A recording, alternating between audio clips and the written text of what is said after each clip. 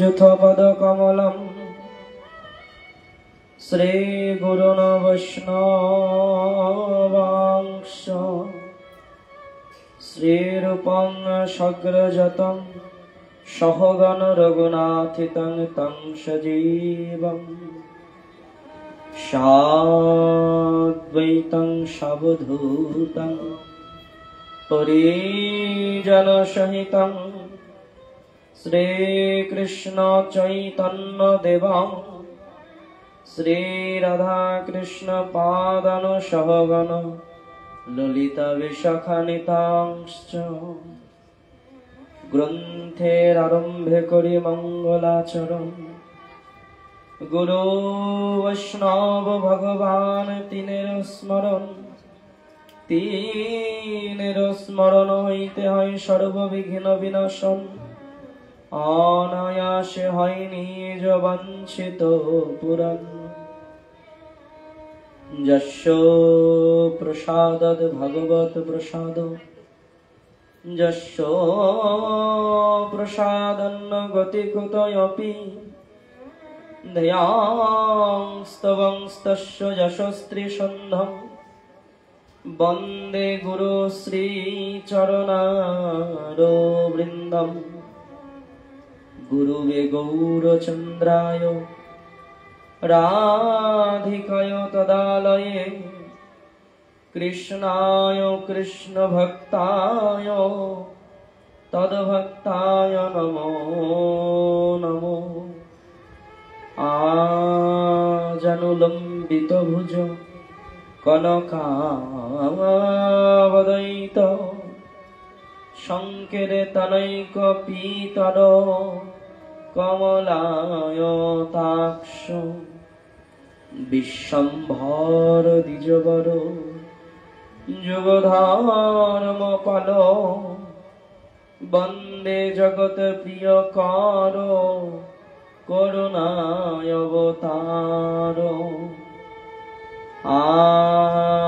আনন্দ লীলাময় বিগ্রহ হেমাভ দিব্যচ্ছবি সুন্দরায় তস্मै মহাপ্রেমরস প্রদায়াতে চৈতন্য চন্দ্রায় নমো নমস্তে নীলাচল নিবাসায় নিত্যায় পরমাত্মনে বলভদ্র সুভদ্রাভ্যাং জগন্নাথায় তে নমো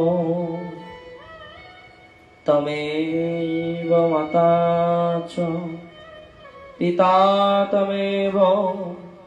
তমেব বন্ধুস্য সখা তমেব বিদ্যাং দ্রবিণং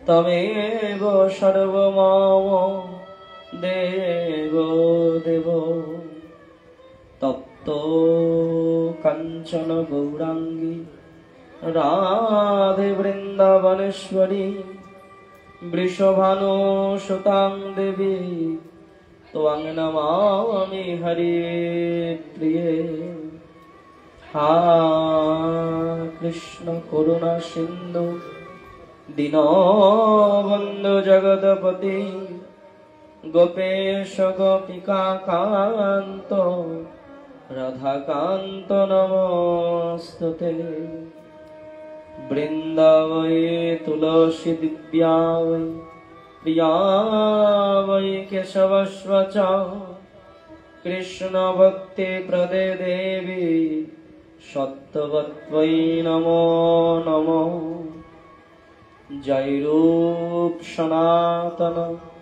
ভট্ট রঘুনাথ শ্রীজীবী গোপাল ভট্ট দাস রঘুনাথ এই ছয় গোসাইর করি চরণ বন্দন যাহা হইতে বিঘ্ন নাশ অভীষ্ট পূরণ বাঞ্ছা কল্পতরুবৎস কৃপা সিন্ধুভৈব চ পতিতানাং পাবনেভ্যো বৈষ্ণবেভ্যো নমো নমো हरे कृष्ण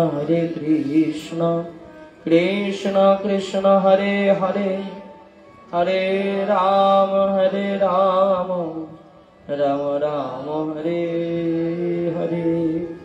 बोलिए श्रीमद् भगवत महापुराण की, शुकदेव गोस्वामी पाद की, परीक्षित महाराज की, समवेत गौर भक्त वृंद की। प्रेम से बोलो राधा रानी की। मोर प्रभु निताई गौरांग, যাহা বলন বাণী, ইহা বিনা ভালো মন্দ মোর কিছু নাহি জানি। মোর মুখে কৃষ্ণ কথা কহিছেন আপনি শ্রী গৌরাঙ্গ, যাহা বলয় তাহাই বলি যেন বিনা যন্ত্র।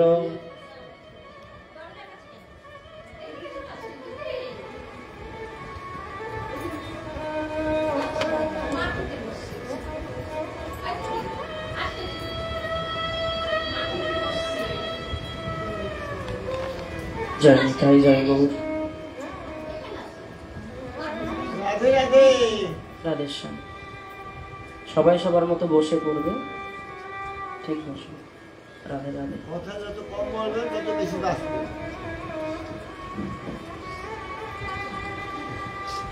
বলো রাধা রানী কি। কথাটা যদি এবার উচিত, কোন কথান কথা, হরি কথামৃত যত হবে তত অমৃত। প্রেম সে বলো রাধা রানী কি।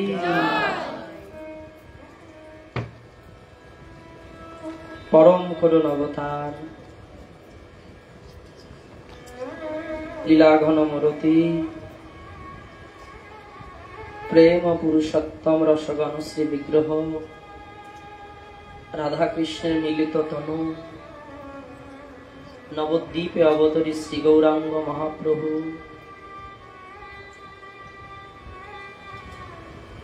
তদীয় শ্রীপাদ নাম প্রেম বিতরণকারী, জগাই মাধাইকে প্রেম বিতরণকারী, পাপী উদ্ধারকারী, শঙ্কর্ষণ বলরাম নিত্যানন্দ প্রভু, তদীয় কুলতিলক বংশধর, পরমহংস পরিব্রাজক লীলা প্রবিষ্ট অষ্টোত্তর শত, শ্রী শ্রী তিন কোটি গোস্বামী মহারাজ রাতুল চরল কমল আশ্রিত, প্রাতঃস্মরণীয় পরম পূজ্যপাদ অষ্টোত্তর শত, মুরারাধ্য দম শ্রী গুরুদেব শ্রী শ্রী সনাতন দাসজি গুরু মহারাজ চরণ কমলে অধমের অসংখ্য কোটি কোটি নমঃ। তদন্তে সকল আগত অনাগত অখিল ব্রহ্মাণ্ডের অনন্ত কোটি বৈষ্ণবদের চরণ কমলে এ দাসন দাসের অসংখ্য ভুলণ্ঠিত প্রণাম। সকলের কৃপা ধুলি মস্তকে ধারণ পূর্বক আমরা একত্র হয়েছি হরি কথামৃত আস্বাদন করার জন্য। নিতাই চাঁদ যা আস্বাদন করাবেন আমরা আস্বাদন করব। যতক্ষণ মন স্থির না হবে, মন এক না হবে, ততক্ষণ আস্বাদন সম্ভব নয়। হরি কথা এ তো আর আন কথা নয়। হরি কথা যত পরিবেশ সুন্দর হবে তত হরি কথায় আনন্দ হবে।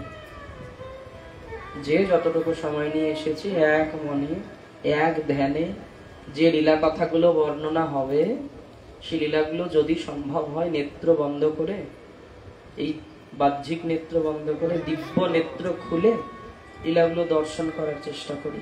প্রেম সে বলো রাধা রানী কি। রাজার যে রাজ্য পাট যেন নাটুয়ার নাট, দেখিতে দেখিতে কিছু নয়, হেন মায়া করে যেই পরম ঈশ্বর সেই তারে মন সদা করো ভয়।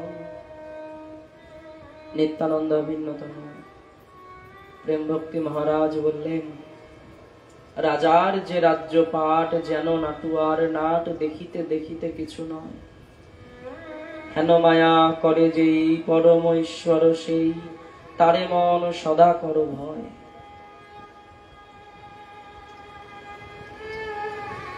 আমরা প্রত্যেকে ভগবানের মায়া রচিত এই সংসার রূপ নাট্যমঞ্চে অভিনয় করে চলছি।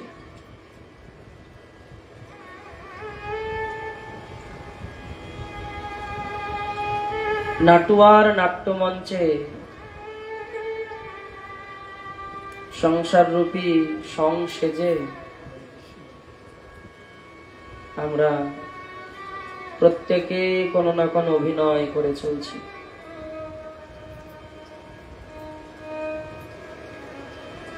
ঠাকুর মহাশয় বললেন,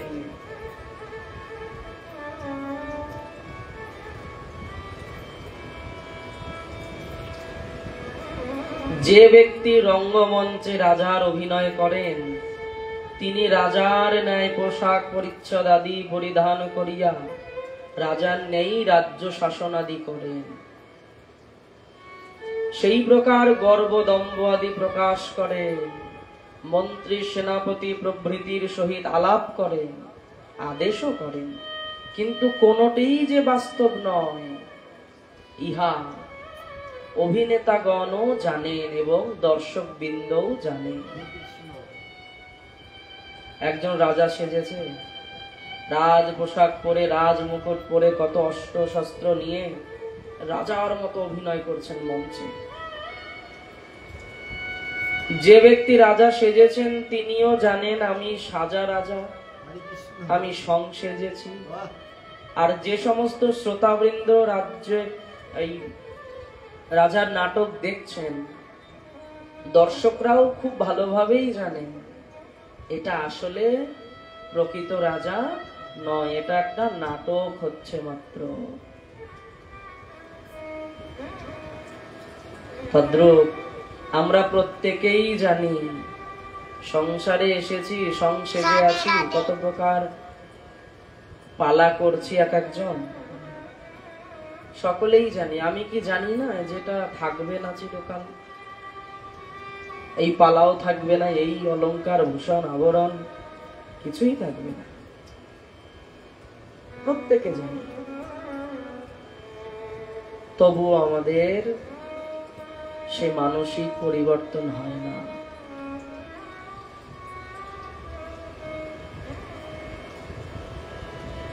অভিনয়কালীনও তাহার রাজ্য সম্পদ আদি কিছুই লাভ হয় না, এবং অভিনয় শেষে পোশাক খুলিয়া ফেলিলে তাহারা সকলে সেই রাম শ্যাম যদু প্রভৃতি সাধারণ ব্যক্তি মাত্রই থাকে, কেউই রাজা বা মন্ত্রী হয়ে যান না। যখন নাটকটা শেষ হয়ে যায়, যতক্ষণ রাজা সেজেছিল ততক্ষণ কত ধন সম্পদ ঐশ্বর্য হাতি ঘোড়া কত কিছু দেখানো হলো মঞ্চে। যখনই নাটক শেষ হয়ে গেল, পোশাক খুলে ফেললো, কোথায় সেই ধন সম্পদ, কোথায় সেই অর্থ বৈভব, কোথায় সেই হাতি ঘোড়া লোক লস্কর, তখন যেন পথের ভিখারি। সেই পূর্বে সেই রাম শ্যাম যদু কিছু না কিছু ছিল, সে পুনরায় আবার সে অবস্থায়। কিন্তু রাজা থাকাকালীন কত তার নাম যশ বৈভব, সবাই এসে প্রণাম করছে, রাজামশাইয়ের জয় হোক, কত জয় জয়কার হচ্ছে। কিন্তু কতক্ষণ, যতক্ষণ এই রাজ পোশাক পরিধান করে নাট্য মঞ্চে দাঁড়িয়েছিল ততক্ষণ। যে মন্ত্রী মঞ্চে দাঁড়িয়ে বাহবা করছে, রাজার জয়ধ্বনি দিচ্ছে, মঞ্চ থেকে নেমে বেশি দূর নয়, বলছে গ্রিন রুমে গেলেই তখন একেবারে তুই তোকারি চলছে, তখন রাজা বলেও সম্বোধন করছে না। আবার যখন মঞ্চে উঠছে তখন আবার কত বাক্য আলাপ। ঠাকুর মহাশয় বললেন, রাজার যে রাজ্যপাট যেন নাটুয়ার নাট, দেখিতে দেখিতে কিছু নয়, চোখের পলকের মধ্যে সব শেষ হয়ে যেতে পারে। কতক্ষণ নাট্য? বলছে এ দেহরূপী যে পোশাকটা, এই পোশাকের মধ্যে যতক্ষণ ততক্ষণ নাটক। এই দেহরূপী যে পোশাকটা রয়েছে, এই পোশাক যতক্ষণ পরে রয়েছি ততক্ষণ নাটক চলছে, ততক্ষণ অর্থ সম্পদ নাম পূজা প্রতিষ্ঠা কত প্রকার বস্তু আমার সঙ্গে জড়িয়ে রয়েছে। যখনই নাটক শেষ হবে, পোশাকখানা খুলে ফেলবো, তখন যেমন রাজার রাজ্যপাট দেখিতে দেখিতে কিছু নয়, সেই রাজাও শূন্য হাতে এসেছিল, যাওয়ার বেলাও সেই শূন্য হাত। একটা ঐতিহাসিক ঘটনা বলি, আমরা ইতিহাসে পেয়েছি, সবাই মোটামুটি জানে। আলেকজান্ডার বলে একজন সুন্দর প্রভাবশালী ব্যক্তি ছিলেন। আলেকজান্ডার ইতিহাসে পড়েছি না, যারা স্টুডেন্ট আছে পড়েছো না? আলেকজান্ডার কে ছিলেন? একদম প্রভাবশালী ব্যক্তি ছিলেন। আলেকজান্ডার প্রচুর যুদ্ধ আদি করে প্রচুর সম্পদ সঞ্চয় করেছিল, প্রচুর। কিন্তু যখন আলেকজান্ডার বিছানায় পড়ে গেল, আলেকজান্ডার যখন তার জীবনের শেষ বেলাটা দেখতে লাগলো, আলেকজান্ডার মনে মনে চিন্তা করছে, সারাটা জীবন এত এত সম্পদ সঞ্চয় করলাম, কই সে সম্পদ তো আমাকে পূর্বের অবস্থায় ফিরিয়ে দিতে পারছে না।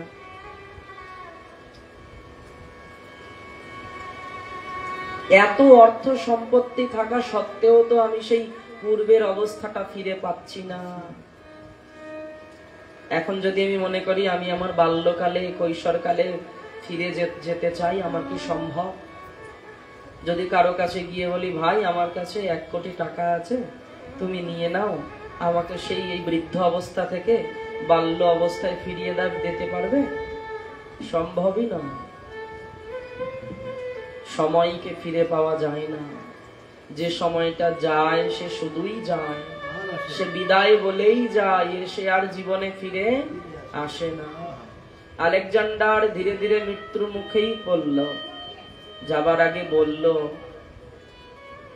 তার যত সৈন্য আদি ছিলেন, কাছের লোক ছিলেন, তাদেরকে বললেন একটা কথা, যে আমি মারা গেলে তোমরা কয়েকটি কাজ করবে। কি? এ কোনো বানানো কথা নয়, সত্য কথা। যে আমাকে যখন নিয়ে যাবে তখন আমার হাত দুটো এইভাবে ছড়িয়ে রাখবে।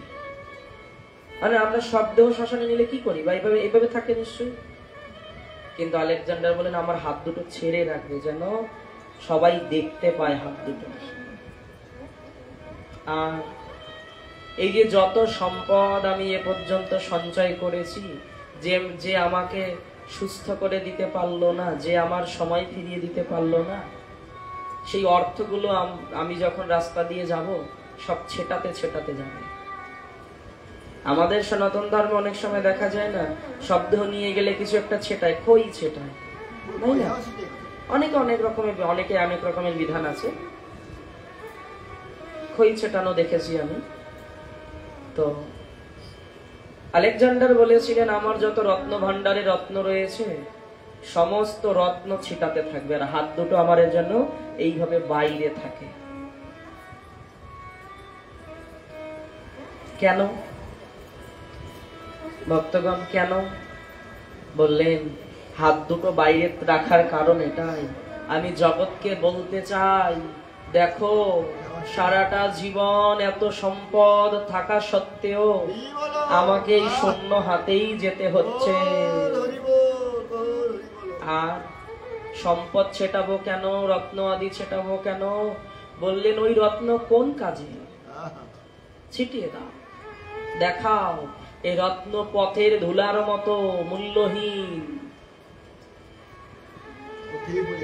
পথেই থাকবে, এর কোনো কাজ নেই, যদি না এ দ্বারা ভগবত সেবা হয়। অর্থর জায়গাতেই থেকে যাবে, আমায় শুধু ছেড়ে চলে যেতে হবে।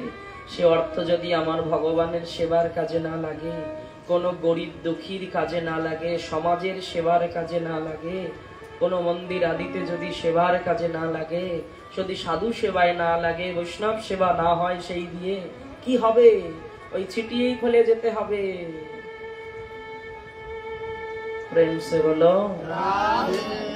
তাই বললেন দেখিতে দেখিতে কিছু নয়, যেদিন নাটক শেষ হয়ে যাবে, তাহলে আমাকে কি সত্যি শূন্য হাতে যেতে হবে? আমার সঙ্গের কি কিছু পাবো না আমি? বলে পাবো তো। মনুষ্য শরীরটা দেওয়া হয়েছিল প্রেম ধন লাভের জন্য। কে বলেছে ধন পাবে না? পাবে। কোন ধন? প্রেম ধন।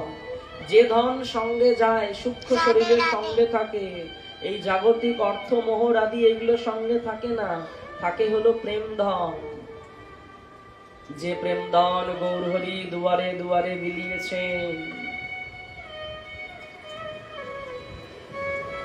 গৌরহরি চারটি যুগ, সত্য, ত্রেতা, দাপর, কলি, অন্যান্য যুগে এইভাবে লীলা করেননি। অন্য কোন লীলাতে দেখা যায়নি ভগবান পশুকে পর্যন্ত প্রেম দিয়েছেন। আমাদের শ্রীমান শ্রীকৃষ্ণ চৈতন্য মহাপ্রভু প্রেম ঘন মূরতি, তিনি কলিযুগে পশুকে পর্যন্ত প্রেম দিয়েছেন। বনের পশুরাও বাকি থাকেন, শুধু মানুষ নয়। আমরা ভাবতে পারি গৌরাঙ্গ মহাপ্রভু কি এমন কাজ করলেন, মানুষের কল্যাণ করলেন, বুঝলাম। শুধু মানুষের না, আপামর জীবের কল্যাণ করে গেলেন। জীব বলতে গেলে শুধু মানুষ বোঝায় না, তার সঙ্গে আরো কিছু যোগ হয়।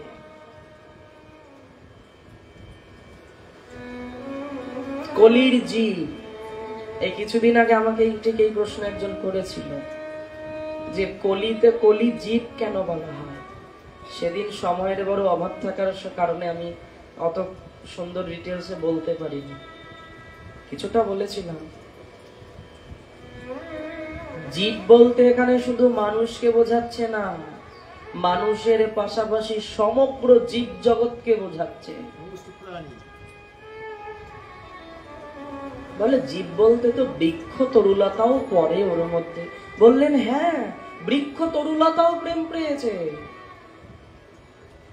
যেই দিন নদিয়া বিহারী নদিয়া ছেড়ে রওনা হলো, সেদিন নবদ্বীপের দশা যদি দেখতো, যারা দেখেছেন তারা জানেন। শুধু কি প্রাণীরা কেঁদেছিল? যেমন বৃন্দাবন চন্দ্র বৃন্দাবন ছেড়ে যখন মথুরায় গমন করলেন, বৃক্ষরা পর্যন্ত নেতিয়ে পড়েছিল, লতা পাতা পর্যন্ত নুইয়ে পড়েছিল কৃষ্ণ বিরহ দশায়। নবদ্বীপেও ঠিক একই অবস্থা।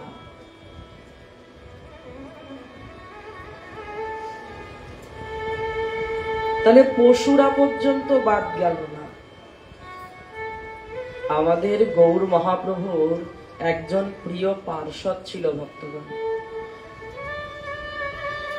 শিবানন্দ সেন। আমরা পঞ্চতত্ত্বে গাই না, তিনপত্র সঙ্গে নাচে সেন শিবানন্দ। এই যে শিবানন্দ সেন বা সেন শিবানন্দ, শিবানন্দ সেন মহাপ্রভুর এমনই একজন ভক্ত ছিল, তার লীলার কথা কি বলবো বলুন। ভগবান যখন সন্ন্যাস নিয়ে নবদ্বীপ ছেড়ে নীলাচলে গিয়ে থাকতে আরম্ভ করলেন মাতৃ আঘাতে, যদিও বা প্রভুর ইচ্ছা ছিল ব্রজে গিয়ে ভজন করা, কিন্তু মাতৃ আজ্ঞায় তিনি নীলাচলেই থাকতে লাগলেন। এবং যত নবদ্বীপবাসী ছিল সবাইকে নবদ্বীপে পাঠিয়ে দিল, সবাইকে নাম প্রেম বিতরণের দায়িত্ব দিয়ে দিয়ে দায়িত্ব ভাগ করে দিল। কিন্তু সবাই বলল, গৌর, যে দেহে প্রাণ নেই সে দেহ যেমন বোঝা তুল্য, যে দেহে প্রাণ থাকে না সে বোঝা, সেই দেহ তো বোঝা তুল্য হয়। গৌর, গৌর শূন্য নবদ্বীপে কি নবদ্বীপবাসী থাকতে পারবে? বললেন, শোনো, কৃষ্ণকে পাওয়ার থেকে কৃষ্ণকে পাওয়ার আগের যে বিরহ, সে আনন্দটা অনেক বেশি। যেমন কোনো বাড়িতে কোনো উৎসবাদি হলে উৎসব আসবে, উৎসবের জোগাড়, উৎসব হবে হবে হবে হবে একটা রব থাকে, তাই না? সেই রবের একটা আলাদা আনন্দ। উৎসব হবে, যখনই উৎসব শুরু হয়ে গেল দেখতে দেখতে শেষ হয়ে গেল। তো উৎসবের প্রকৃত আনন্দ কোন সময়? বলে উৎসবের আগে যে জোগাড় যন্ত্রটা, অর্থাৎ উৎসবের জন্য অপেক্ষা করে থাকা, এই অপেক্ষাতে বেশি আনন্দ। একটু একটু করে উৎসবের জন্য গোছানো, একটু একটু করে উৎসবটাকে সাজানো, এতেই তো আনন্দ। ভগবান বললেন তোমরা এক কাজ করো, প্রেম সে বলো, তোমরা টেগিয়ে আসো তো, রাস্তাটা ছেড়ে বসো, আগাও। সব সময় আমি বলি, সব সময় অনুষ্ঠানে আমি একটা কথা বলি যে সব সময় লক্ষ্য করবে, ঢুকেই প্রথমে রাস্তায় কেউ বসবেন না। রাস্তায় বসলে কি হয়, পরবর্তী ভক্ত যদি আসে তার অসুবিধা হয়, আর তাদের নড়াচড়াতে আমার কনসেন্ট্রেট নষ্ট হয়, আমার মনোযোগটা এদিক ওদিক হয়। ঢুকেই প্রথমে রাস্তায় বসবে না, সবার কাছে অনুরোধ করে রাখি। প্রেম সে বলো, একটু জোরে বলো। মহাপ্রভু বললেন শোনো না, তোমরা এক কাজ করবে, সারা বছর নবদ্বীপে নাম বিতরণ করবে, আর ওই জগন্নাথের রথযাত্রা উৎসবের আগে নীলাচলে আসবে তোমরা। বললেন গৌর সে তো অনেক সময়ের ব্যাপার, নবদ্বীপ থেকে এখনো উড়িয়া গৌরীয় মিলন যেটা নীলাচলে আমরা দেখতে পাই, এখনো সেই পরম্পরা অনুযায়ী চলছে। এখনো গৌড়দেশ থেকে নীলাচলের উদ্দেশ্যে রথের আগে রওনা হয়, রাঘব পণ্ডিত সে দায়িত্ব পরিবহন করে, যেটা আমরা রাঘবের ঝালি সমর্পণ বলি, যেটা আমাদের গোপাল বাড়িতে রথযাত্রার আগের দিন যে উৎসবটা হয়, গোপাল বাড়িতে যে রথযাত্রা হয় তার আগের দিন যে মধ্যাহ্নকালে ওই বৈকালকালে একটা যে উৎসব হয়, পালন করা হয়, সেটাকে আমরা বলি রাঘবের ঝালি সমর্পণ। অর্থাৎ সারা বছর তারা গৌড়ের জন্য কোনো না কোনো দ্রব্য প্রস্তুত করে করে রাখে। এখন যেমন কাশনের সময়, অনেক ভক্তরা কাশন তৈরি করে রাখে, আচার করে রাখে, কত কত দ্রব্য তৈরি করে ভগবানের জন্য নিয়ে যায়। প্রেম সে বলো। মহাপ্রভু বললেন শোনো, তোমরা কি করবে জানো, সারা বছর নাম বিতরণ করবে, আর যখন নীলাচলে জগন্নাথ দেবের রথযাত্রা উৎসব হবে তখন তোমরা নীলাচলে আসবে। বললেন গৌর সে তো অনেক সময়ের ব্যাপার, কেননা নবদ্বীপ থেকে নীলাচলে যেতে মোটামুটি 1 মাস লাগে পায়ে হেঁটে যেতে। এখন তো গাড়ি, তখন তো এত যানবাহন ছিল না, পায়ে হেঁটেই যেতে হতো। 1 মাস যেতে, 1 মাস আসতে, আর 1 মাস ওই নীলাচলের রথযাত্রা আদি লীলা দেখতে দেখতে 3 মাসের জন্য বেরোনো হতো। আসা যাওয়াতে 2 মাস প্রায় চলে যেত, আর 1টা মাস গৌরীর সঙ্গে লীলা আস্বাদন করত, রথযাত্রা দেখত, স্নান যাত্রা দেখত, ইত্যাদি ইত্যাদি। প্রেম সে বলো। তা প্রত্যেক বছরের মতো এবারও রাঘব পণ্ডিতের তত্ত্বাবধানে নবদ্বীপের সমস্ত ভক্ত কদিন থেকে ভীষণ ব্যস্ত। কেন? বলছে নবদ্বীপ থেকে গৌরহরির দর্শনের উদ্দেশ্যে রওনা হতে হবে। সবাই মিলে গৌরহরি কি ভালোবাসে, গৌরহরি কি পরিধান করতে ভালোবাসে, গৌরহরি কি কি পছন্দ ছিল, সব ভেবে ভেবে খুঁটিয়ে খুঁটিয়ে এক একটা দ্রব্য প্রস্তুত করছে। শচী ঠাকুরানীর তো বয়স হয়েছে, শচীমা তো যেতে পারে না, কিন্তু শচীমা প্রত্যেক বছর নিমাইয়ের জন্য কিছু না কিছু প্রস্তুত করে রাখে, অপেক্ষা করে রাঘব কবে আসবে, রাঘবের হাতে তুলে দেব আর বলবো তুমি গিয়ে আমার নিমাইকে দেবে। মা নিমাই বলেই ডাকতেন, মায়ের সেই ভালোবাসার নাম নিমাই। সবাই কয়দিন থেকে ব্যস্ত, কেউ সুগন্ধি তেল, কেউ মিষ্টান্ন, কেউ কত প্রকার দ্রব্য বোঝা বান্ধিয়ে বান্ধিয়ে রেখেছে। সেন শিবানন্দ রওনা হচ্ছেন। কিন্তু কি দেখা গেল ভক্তগণ জানো, শিবানন্দ ঠাকুরের একটা পালিত পশু ছিল, কুকুর। একটা কথা বলে না বৈষ্ণবরা, যদি হইতাম বৈষ্ণব দ্বারেরও কুকুর, প্রসাদ দিয়া তরাইত মোরে বৈষ্ণব ঠাকুর। বললেন কোন বৈষ্ণব দুয়ারের যদি কুকুরও হতে পারতাম, তবুও সে বৈষ্ণব সঙ্গ গুণে আমার কিছু না কিছু মঙ্গল হতই হতো। শিবানন্দ ঠাকুরের বাড়িতে একটা কুকুর থাকে। তখনকার সময়ে কুকুরদেরকে স্পর্শ করতো না। এখন তো কুকুর নিয়ে এক বিছানাতে ঘুমায়, শাস্ত্রে সম্পূর্ণ নিষেধ আছে। কুকুর স্পর্শ করা মাত্র স্নান করা উচিত। যেমন ছাগল তেমনি কুকুর। তাহলে বলছে কুকুরকে খেতে দেওয়া যাবে না? খেতে দেওয়া আর বাড়িতে নিয়ে এসে নিজের বিছানাতে নিয়ে জড়িয়ে ধরে ঘুমিয়ে থাকা এই এক জিনিস নয়। কুকুরে যদি কোনো দ্রব্য একবার নাকে শুকে নেয়, সেই দ্রব্য বা বস্তুটা বাতিল হয়ে যায়। কোনো বাসনে যদি একবার ঘ্রাণ শুকে নিল, সেই বাসনটা একেবারেই বাতিল। বলে আমি তো রান্নাও করি না, ভোগও দেই না, আমি নিজে। বলছে না, তবুও বাতিল। তুমি ভোগ দাও না দাও পরের কথা। তো শিবানন্দ ঠাকুরকে সবাই একটু অপছন্দ করে মনে মনে, বৈষ্ণব চূড়ামণি, তবুও কেমন একটা কুকুর নিয়ে থাকে সবসময়। তবে কুকুর নিয়ে কেমন থাকে? কুকুর দূরে দূরেই থাকে, শিবানন্দ ঠাকুরের পিছন ছাড়ে না।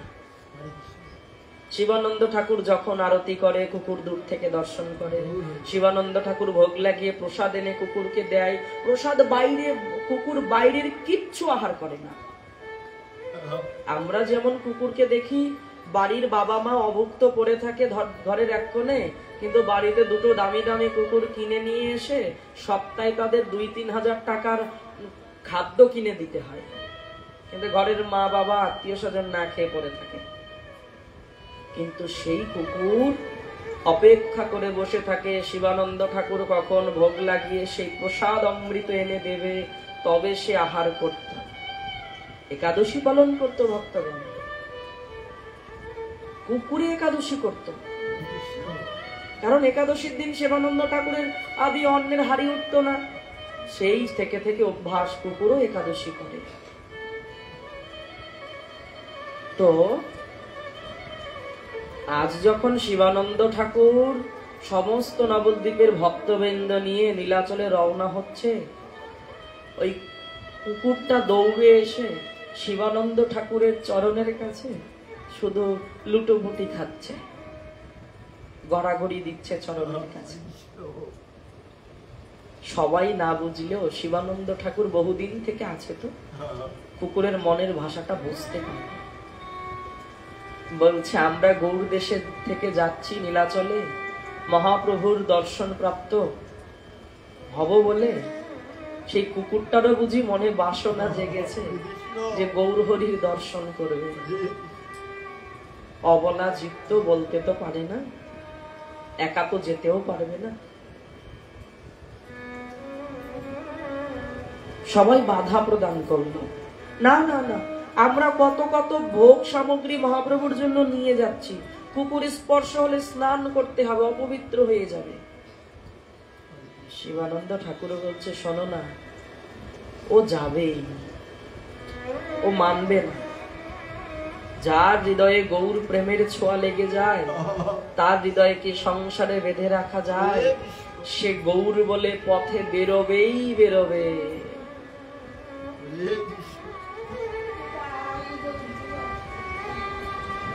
রওনা হলো, পেছন পেছন সেই কুকুর ঠাকুরও রওনা হলো। কিন্তু শিবানন্দ প্রভুর চরণের কাছে কাছে যায় তো, অন্যান্য বৈষ্ণবরা শিবানন্দ ঠাকুরের থেকে একটু দূরে দূরে থাকে। যদি স্পর্শ হয়ে যায় তবে গঙ্গা স্নান করতে হবে। শিবানন্দ ঠাকুর মনে মনে চিন্তা করে, আজকে আমার সঙ্গে একটা কুকুর যাচ্ছে বলে সবাই আমার থেকে একটু দূরে দূরে আছে, তবুও ভালো। কুকুরটা যদি গৌর চরণ পায় জীবনটা ধন্য হবে। আমি মানুষ হয়ে পেলাম না, যে অনুভব, যে দর্শন, যে ভাব আমি মানুষ হয়ে প্রাপ্ত হতে পারলাম না। যদি এই কুকুরটা অবলা জীব, এ যদি সেই ভাব প্রাপ্ত হতে পারে, জীবন ধন্য হয়ে যাবে। পথ চলতে চলতে পথে সবাই বিশ্রাম করে, কুকুরটিও বিশ্রাম করে। সবাই ভক্তগণ কোনো প্রসাদ আদির আয়োজন করে ভোগ লাগিয়ে প্রসাদ পায়, কুকুরটাও সেই প্রসাদের অপেক্ষায় বসে থাকে, কোথাও গিয়ে নোংরা ভক্ষণ করে না।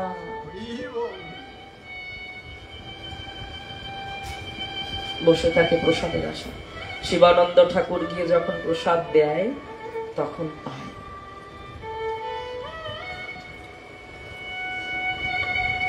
এই করতে করতে নীলাচলে ঢোকার আগে মহানদী আছে, ওই মহানদীর ঘাটে এসে সমস্ত ভক্তবৃন্দ দলবল দাঁড়িয়ে পড়ল।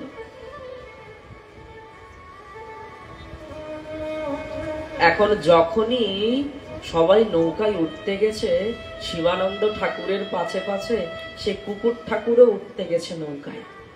মাঝি বলছে, দাঁড়াও দাঁড়াও দাঁড়াও, উঠবে না কেন? বলছে, এই কুকুর যদি আমার নৌকায় ওঠে আর এই খবর যদি নীলাচলে কোনো প্রকারে পৌঁছে যায় পণ্ডিতদের মধ্যে, ব্রাহ্মণদের মধ্যে, তাহলে আমার এই নৌকায় জীবনে কোনো ব্রাহ্মণ পণ্ডিত আচার্যগণ আর বসবে না। আমার ব্যবসায় এই নিয়েই সংসার জীবনটা চলে, এই কুকুর নিয়ে যাওয়া যাবে না। সকল ভক্ত বৈষ্ণবরা শিবানন্দ ঠাকুরকে তানা দিতে শুরু করলো। দেখেছো, বললাম না এই কুকুর নিয়ে যেতে হবে না, পথে বিপদ হবে। কতখানি বিলম্ব হয়ে গেল, এখন আমরা কেমন করে পার হব?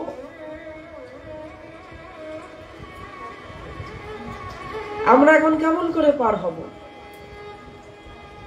এই কুকুরের কারণে আমরা গৌরচরণে পৌঁছাতেই পারবো না সময় মতো।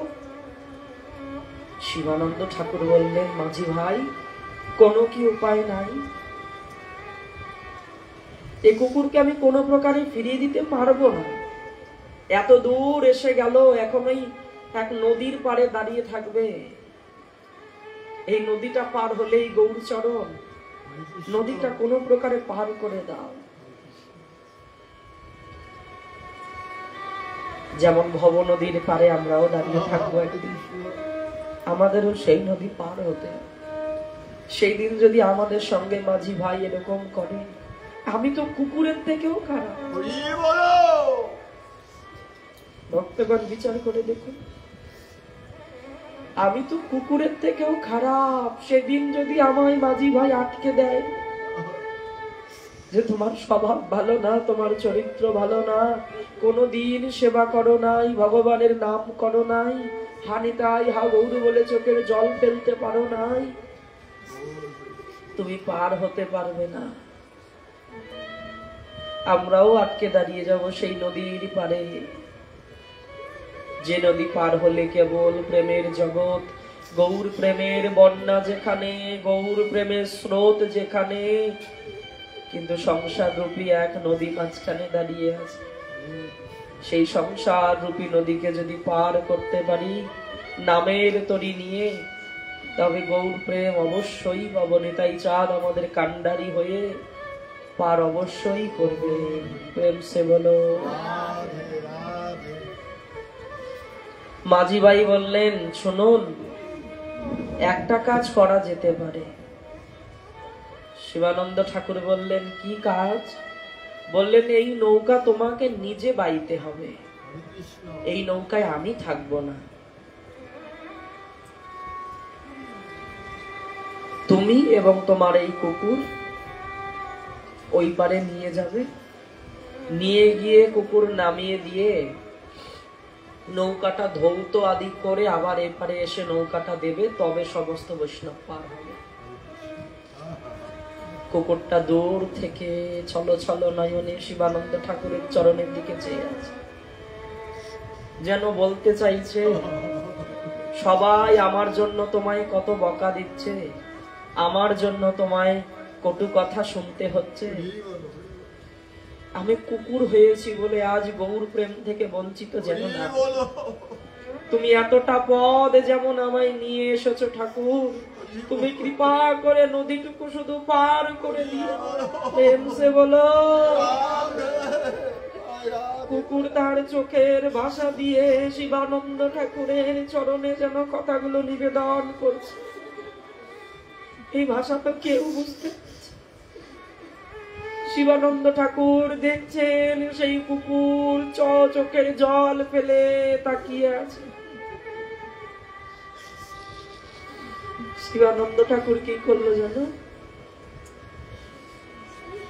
আর সেই নাভিক বললেন, শুধু এই নয়, একটি নৌকা ভরে যাত্রী ওপারে পার করলে আমি যতগুলো মোহর পেতাম, এই কুকুর আর তোমার জন্য সেই পরিমাণই অর্থ আমায় দিতে হবে। শিবানন্দ ঠাকুর তবু রাজি হয়ে গেল। ঠিক আছে, বেশ, আমি ততগুলোই দেব অর্থ, কিন্তু কৃপা করে কুকুরটাকে পার করে দাও। না জানি কোন জন্মের কোন মহাত্মা যখন শিবানন্দ ঠাকুর নিজে নৌকাটা বেয়ে কুকুরটাকে ওই পারে পার করে দিল, আবার যখন নৌকা নিয়ে পারে এসে ভক্তগণ নিয়ে গেল, গিয়ে দেখছে কুকুরটি আর নেই। বৈষ্ণবরা বলতে লাগলেন, দেখেছো, বলেছিলাম প্রথমে কুকুরের স্বভাব কি কখনো যায়? কুকুরের স্বভাব কখনো পাল্টায় না। পথের কুকুর সেই পথে যেমন আচরণ করে তেমনই আচরণ করবে। দেখেছো তো? দেখো শিবানন্দ ঠাকুর তোমার সঙ্গে আর নেই। সেই দেখো গিয়ে রাস্তায় যেতে কোন বাড়িতে খাদ্যের গন্ধ পেয়েছে, অভক্ষের গন্ধ পেয়েছে, সেখানে গিয়ে হয়তো ঢুকে গেছে খেতে, আর খেতে খেতে এদিকে যে যেতে হবে সেদিকের হুঁশ নেই।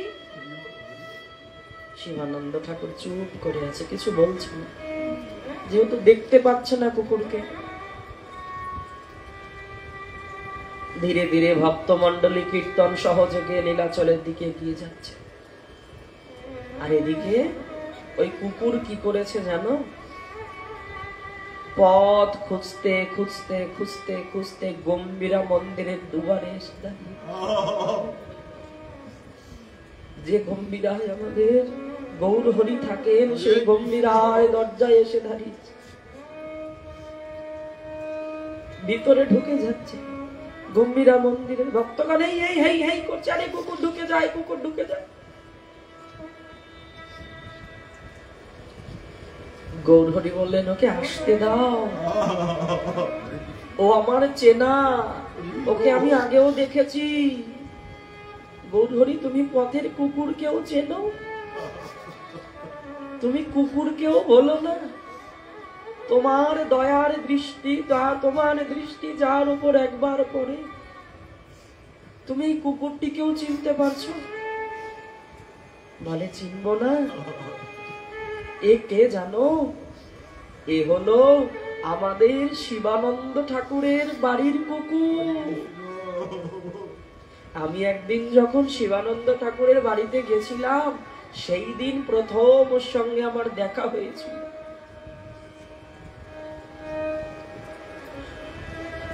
কুকুরটি বসে রয়েছে, যেন দেখে মনে হচ্ছে ক্ষুধা লেগেছে। গৌর হরি বললেন, ভক্ত এসেছে গো দুয়ারে, অভুক্ত কেন থাকে? প্রসাদ এনো, প্রসাদ আনো।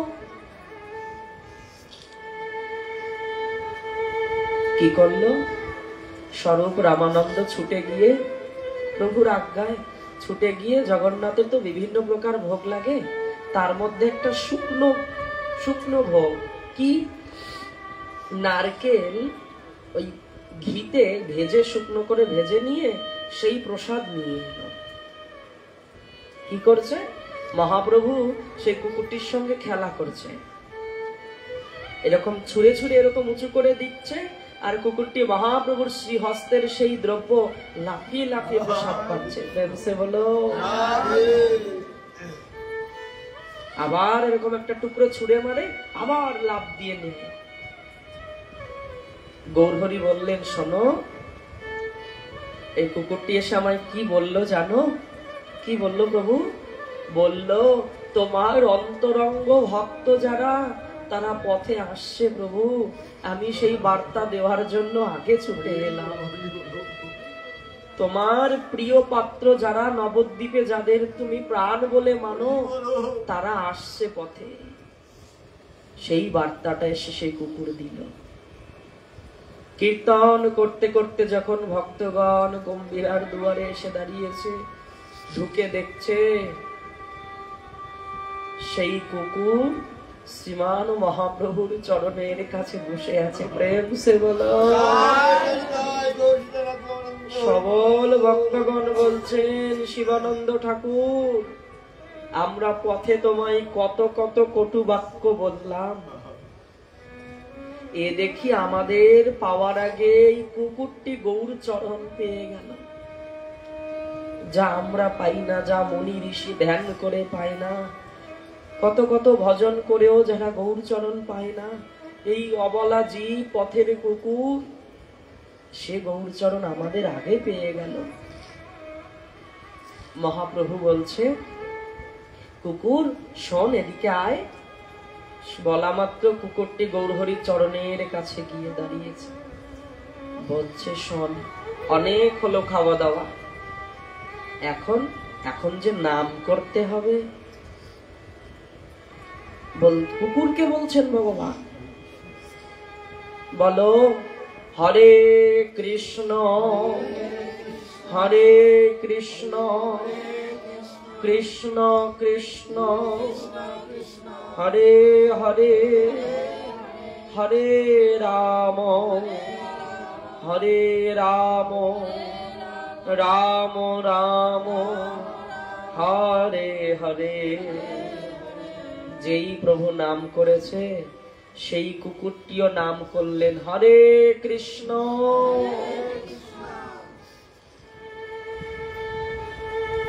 সকলে অবাক হয়ে গেলেন। সবাই বলছেন, এতদিন শুধু শুনেছিলাম গৌরহরি বৃন্দাবন যাবার পথে ঝাড়খণ্ডের ওই পথে বনের বাঘকে হরিনাম করিয়েছিল, আজ সাক্ষাৎ দেখলাম কুকুরেও নাম করতে পারেনি। তাই গৌর হরিনাম।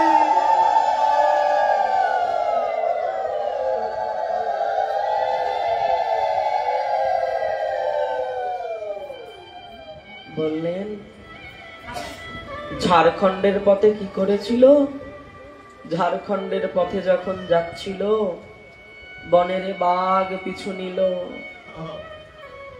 প্রভুর সঙ্গে যে ভক্ত ছিল, ভক্ত ভয় পেতে লাগলো, বলল, গৌর, হিংস্র প্রাণী ব্যাঘ্র পিছন ধরেছে। বলে, চিন্তা কেন করো? কৃষ্ণ নামের কত শক্তি জানো? কৃষ্ণ নাম মৃত সঞ্জীবিনী মন্ত্র। কৃষ্ণ নাম মৃতদেহে প্রাণ দিতে পারে। আর এ তো সামান্য বনের ব্যাঘ্র, এর কি হিংসা ভোলাতে পারে না? ব্যাঘ্র যখন কাছে এসেছে, মহাপ্রভু মাথায় হাত দিয়ে বলছে, ব্যাঘ্র, কৃষ্ণ বলো, কৃষ্ণ বলো। ব্যাঘ্র হিংসা ভুলে গিয়ে মহাপ্রভুর মুখের সেই মধুময় নাম শ্রবণ করে কৃষ্ণ হে কৃষ্ণ হে কৃষ্ণ হে বলে ডাকতে লাগলে।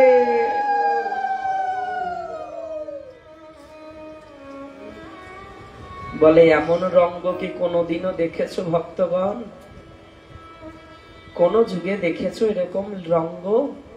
না না, এরকম রঙ্গ কোন লীলাতে ভগবান দেখায়নি।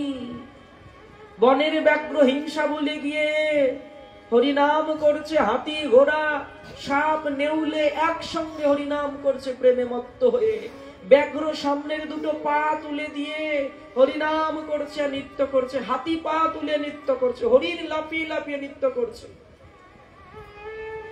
যখন মহাপ্রভুর বনের পথ শেষ হয়ে যায়, তখন সবাইকে বলছে, শোনো, তোমরা বনের পশু, বনেই থাকো, বন থেকে বাইরে এসো না, তোমাদের বিপদ হবে। পশুরা বললেন, দয়াময়, যদি সঙ্গে নাই নেবে তাহলে কেন নাম দিলে?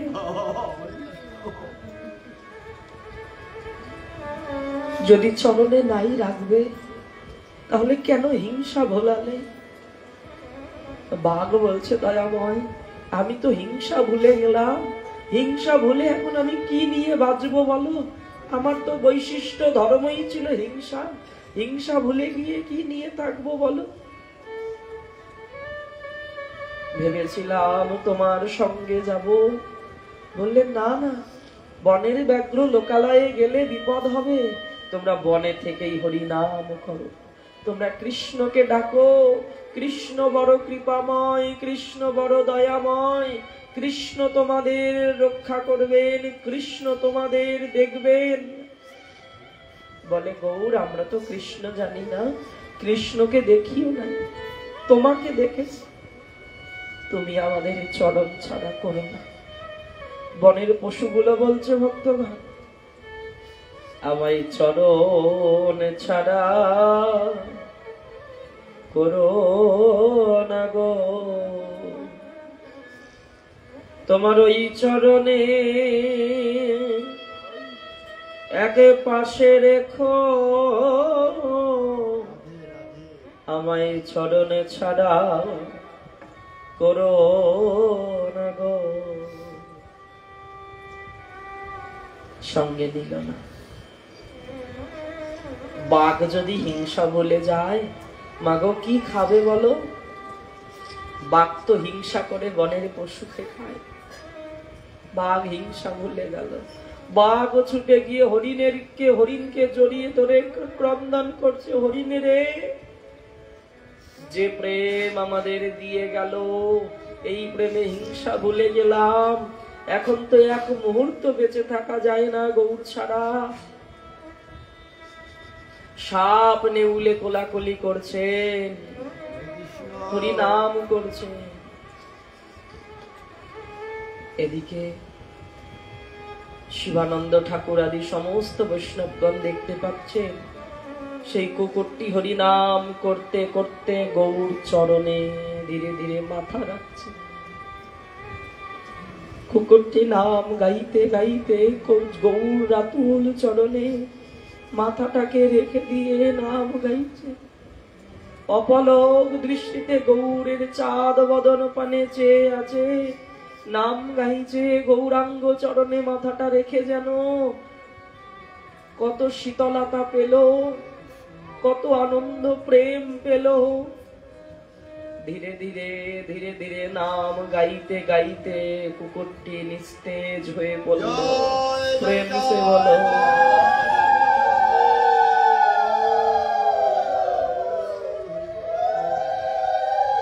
সকল ভক্তগণ দেখতে পেল কুকুরটি নাম সুমিরন করতে করতে তার দেহ থেকে একটা দিব্য জ্যোতি বেরিয়ে এলো। সেই জ্যোতি ধীরে ধীরে ভগবানের নিত্য ধামের দিকে রওনা হলো। সকলে বলতে লাগলে, এ কোনো কুকুর ছিল না, এ কোনো কুকুর নয়, এ নিশ্চয়ই কোনো মহাত্মা ছিল।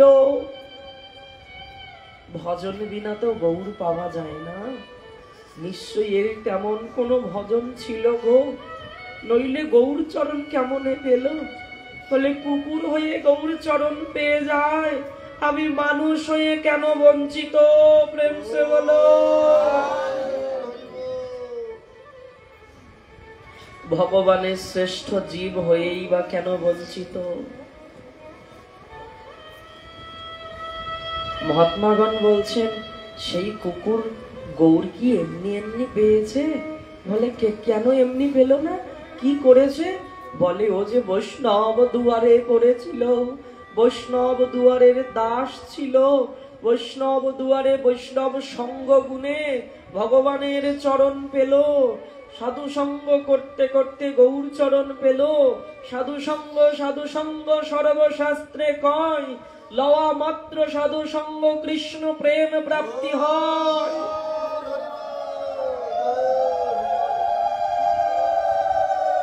নাম গাইল কুকুর, হরি নাম করলো। অবলা জীব যে কথা বলতে জানে না। একজন ভক্ত ছিল, জন ভক্তগণ, তুকারাম। ভগবানের একদম পরম বৈষ্ণব ভক্ত ছিল, নাম তার তুকারাম। তিনি কি করতেন, প্রতিদিন ওই বাড়ির থেকে অনেক দূরে একটা পর্বত, সেই পর্বতের ওপরে গিয়ে বসে বসে নাম গাইতেন।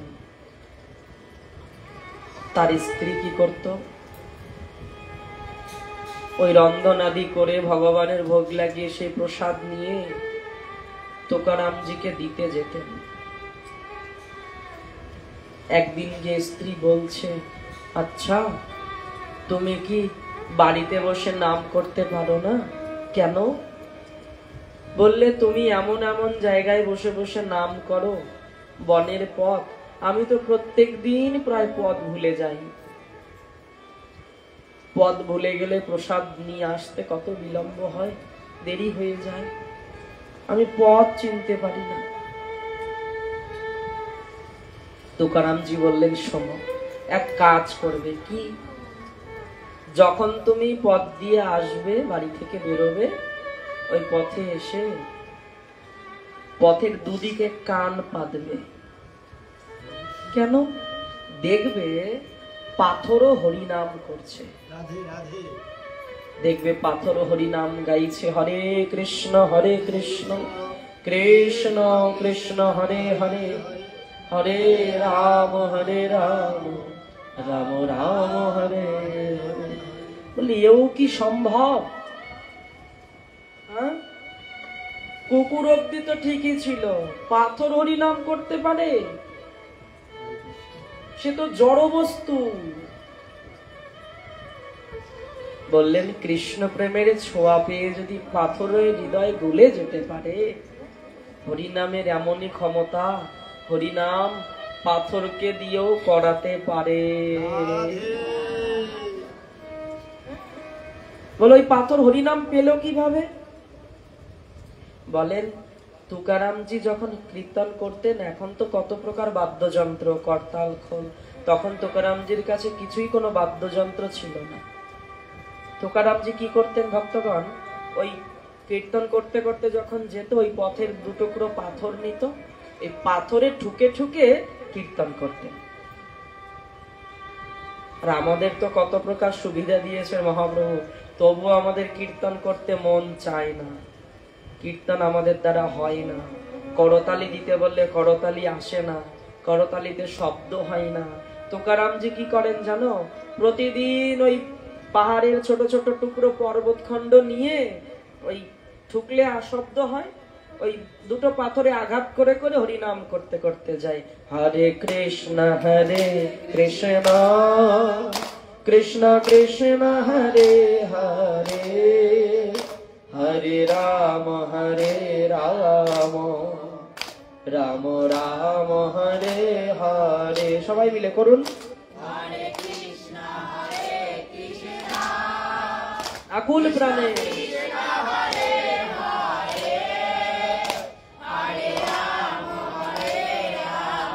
হরি বল।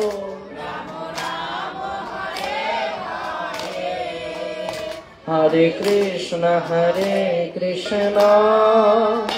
কৃষ্ণ কৃষ্ণ হরে হরে, হরে রাম রাম রাম হরে হরে। জোরে সবাই মিলে, হরে কৃষ্ণ কৃষ্ণ কৃষ্ণ হরে হরে, হরি হরি, হরে রাম রাম রাম হরে হরে। হরে কৃষ্ণ কৃষ্ণ কৃষ্ণ কৃষ্ণ হরে হরে, হরে রাম রাম রাম হরে হরে, হরে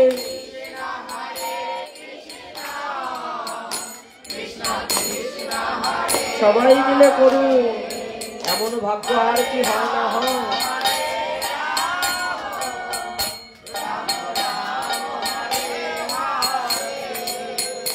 হরে কৃষ্ণ কৃষ্ণ কৃষ্ণ কৃষ্ণ হরে হরে হরে রাম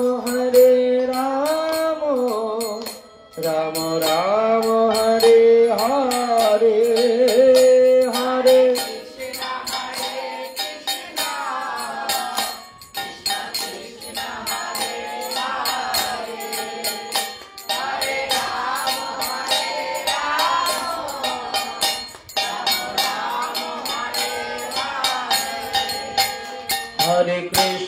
हरे कृष्ण कृष्ण कृष्ण हरे हरे हरे राम राम राम हरे हरे सबाई मिले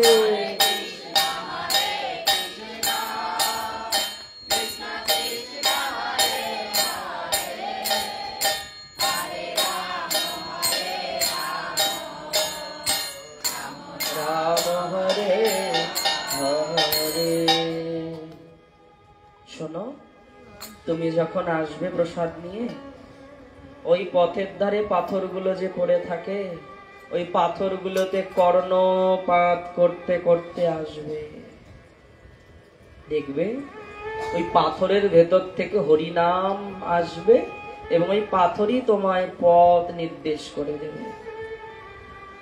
দেখেছো ভক্তগণ, নামের কত ক্ষমতা, নামের কত গুণ। কিন্তু আমার তো সেই পাপী মন, কেন মায়ার বশীভূত দাস। ঠাকুর মহাশয় বললেন, রাজার যে রাজ্যপাট যেন নাটুয়ার নাট, দেখিতে দেখিতে কিছু নয়, হেন মায়া করে যেই পরম ঈশ্বর, সেই তারে মন সদা কর ভয়।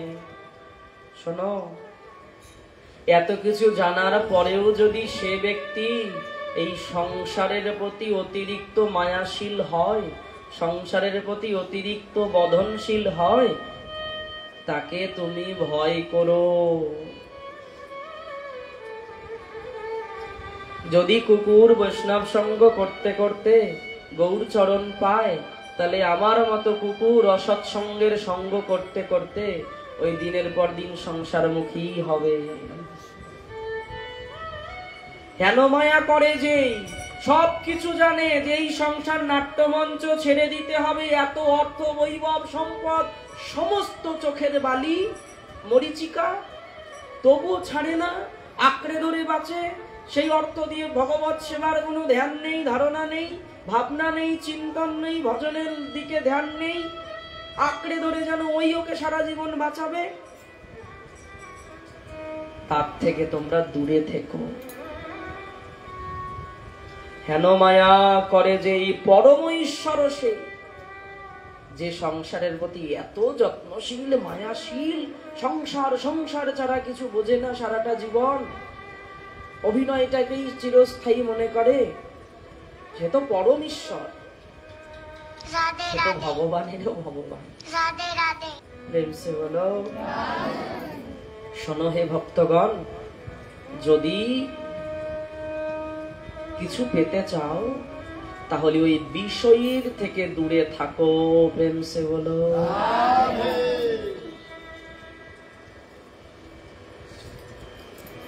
বিষয়ের থেকে দূরে থাকো। বলেন বিষয়ের সঙ্গ করলে কি হয়? বলছে বিষয়ের সঙ্গ করলে, বিষয়ের অন্ন খেলে আমার মধ্যে বিষয় বাসনা আসতে পারে।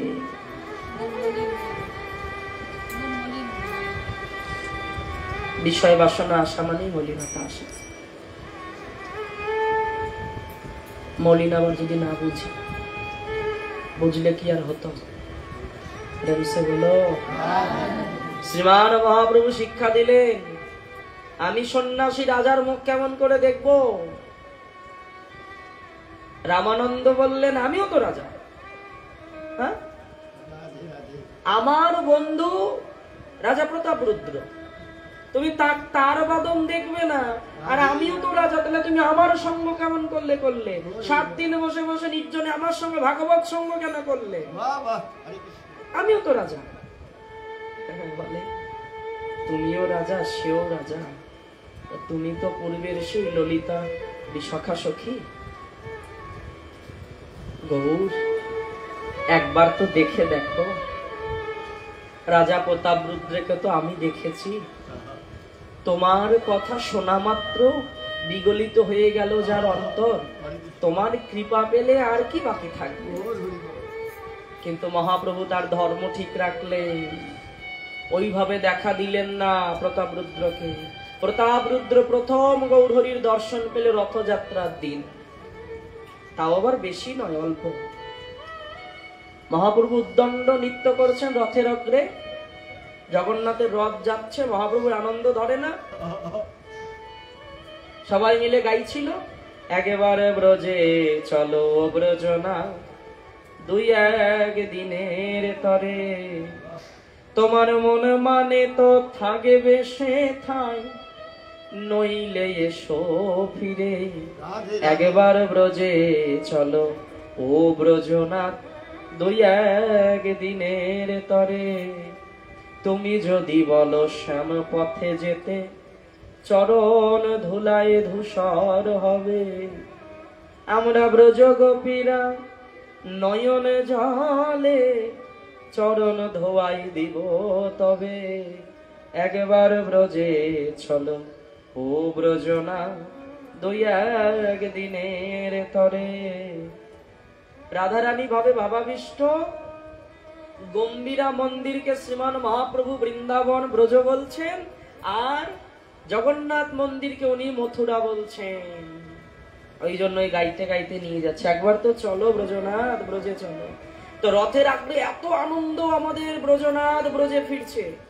ওই যে নৃত্য করছেন হাত তুলে, রাজা প্রতাপরুদ্র দূর থেকে হাত দর্শন করলেন। আর মহাপ্রভু রাজা প্রতাপরুদ্রের প্রতি কৃপাশীল দয়াশীল কখন হলো? যখন মহাপ্রভু দেখলেন রাজা হয়ে নিকৃষ্ট মানের কাজ করে।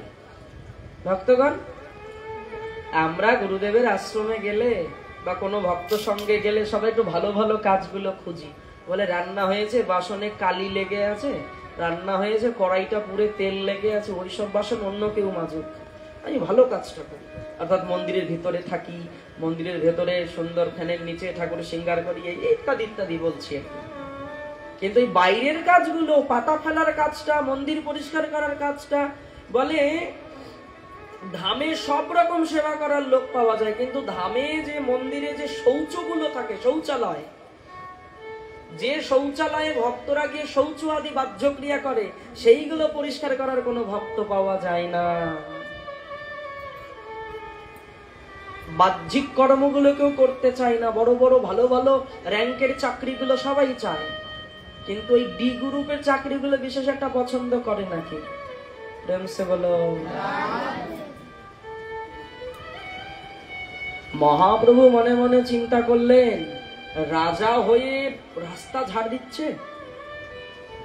ভগবানকে, আমার প্রাণনাথকে কত ভালোবাসে। রাজা থাকবে রত্ন সিংহাসনে সবার উপরে বসে, সেই রাজা পথে নেমে এসে রাস্তা ঝাড় দিচ্ছে।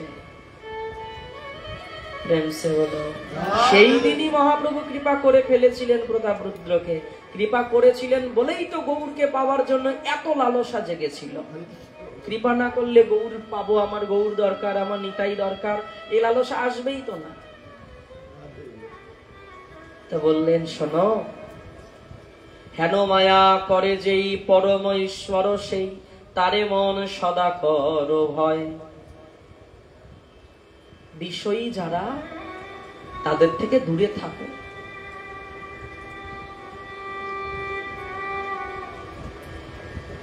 একজন রাজা এক নিষ্কিঞ্চন বৈষ্ণবকে দেখতে পেলেন। দেখে তার মনে মনে ইচ্ছা হলো, এই বৈষ্ণব ঠাকুর যদি আমার গৃহে একটু প্রসাদ পেত, অন্ন পেত, আমার কত ভালো হতো, আনন্দ হতো। তা গিয়ে ওই বৈষ্ণব ঠাকুর চরণে গিয়ে নিমন্ত্রণ জানিয়েছে যে আমার ঘরে আপনি একটু কৃপাপূর্বক আসুন, একটু প্রসাদ পাবেন। বলে না না, আমি কোনো লোকের ঘরে গিয়ে আমি কিছু পাই না। এত আকুতি মিনতি করার পরে একদিন রাজি হলো, গেল। যখন এত আকুতি মিনতি করে ওই বৈষ্ণবকে পেল, তা রাজার বাড়ির ভোজ, রাজার বাড়ির প্রসাদ, কত প্রকার ব্যঞ্জনাদি একদিন পেল। দ্বিতীয় দিন আবার মনে মনে চিন্তা করে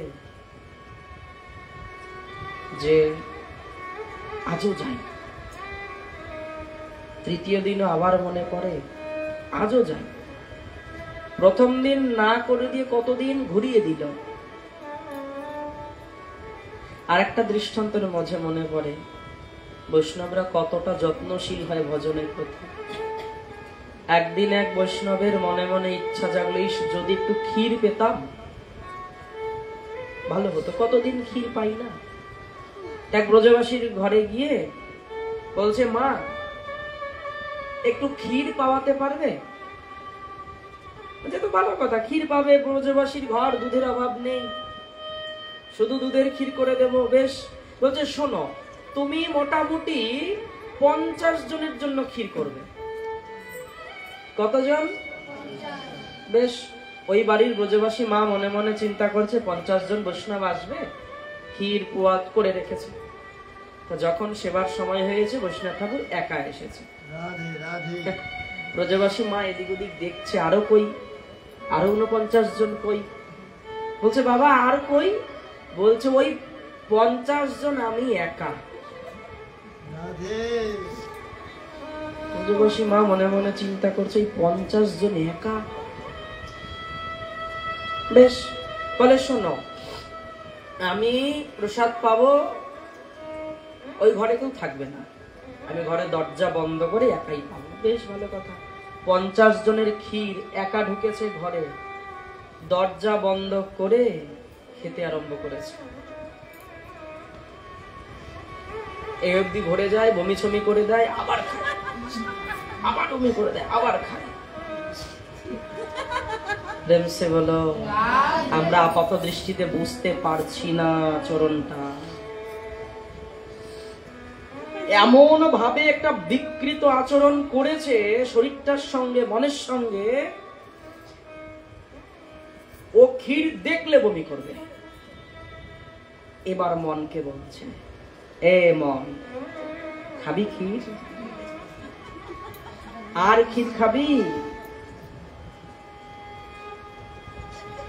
ভজন বাদ দিয়ে তোমার ক্ষীর খেতে মন করেছিল? ভজনের স্বাদ বুঝি বেস্বাদ লাগছে তোমার কাছে? এখন তোমার মনে বাসনা জেগেছে একটু ক্ষীর খাই, খা ক্ষীর। জনমের মতো ক্ষীর খাইয়ে দিয়েছে, এখন ক্ষীর দেখলে গায়ে কাটা দেয়। অর্থাৎ ওই বাসনাটা যেদিনই গজালো, সেই দিনই একেবারে মূলচ্ছেদ করে দিল। প্রেমসে বলো। প্রথমে মনে হলো যে এইরকম আচরণ না, দেখো ভেতরের ঘটনাটা দেখো, যাতে কোনোদিন আর ওই ক্ষীর খেতে মন না করে, আমার মনে লোভ না আসে, সেই লোভটাকে সেই দিনই শেষ করে দিল বৈষ্ণব ঠাকুর। জীবনে আর ক্ষীর খাওয়ার বাসনা তো দূরে থাক, ক্ষীর দেখলে বমি আসবে। এইভাবে ভজনের যত্নশীল হয় বৈষ্ণবরা।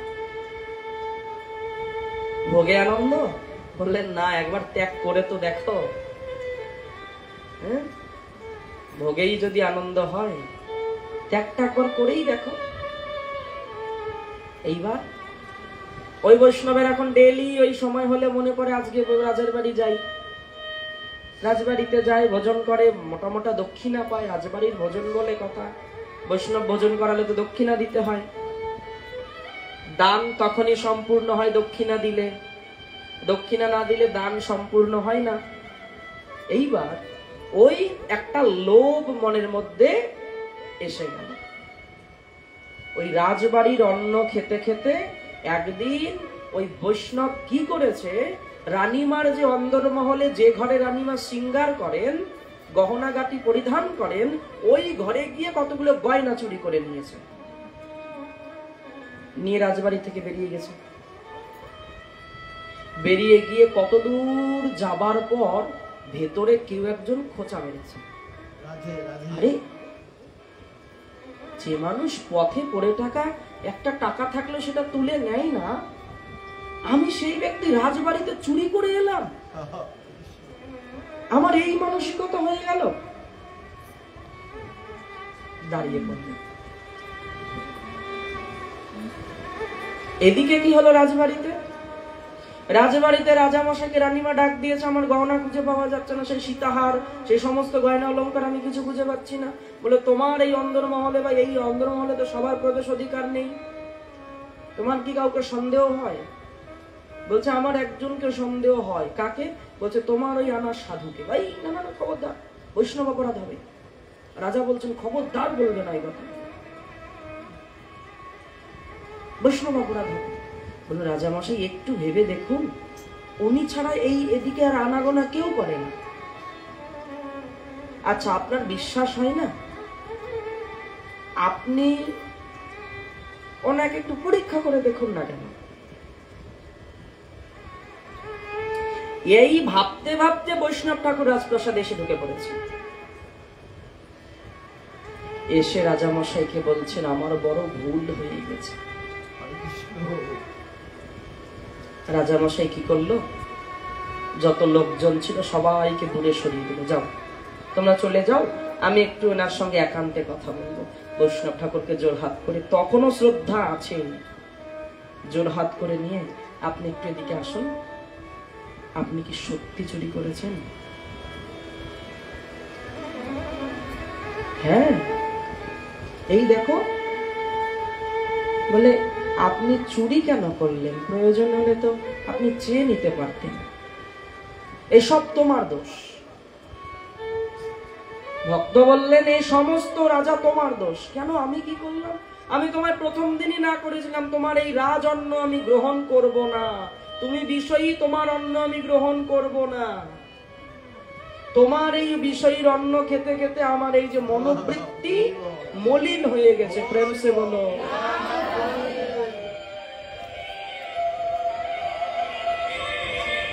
বললেন